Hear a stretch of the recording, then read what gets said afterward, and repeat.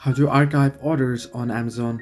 Hello everybody, welcome back to my channel. This is me Pipin Vincent, and today I'll guide you on how you can archive Amazon orders in an app.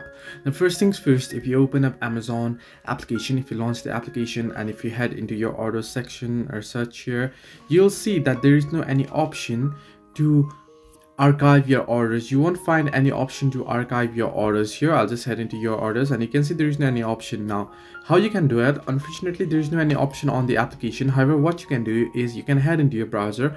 On your browser you want to head into amazon.com and you want to log into your account. You can see I'm logged in on to amazon.com here on the browser. What you want to do now, remember this has to be Chrome because this feature is only available on Chrome. You want to tap on the three dots option at the top right corner of your screen and you want to tap on the desktop side option and you want to switch to desktop side. Once you do so, it should appear somewhat like this. Now if I zoom in here, you want to zoom in to the top right corner and you can see this option that says accounts and list. You want to tap on it and you want to head into the orders option.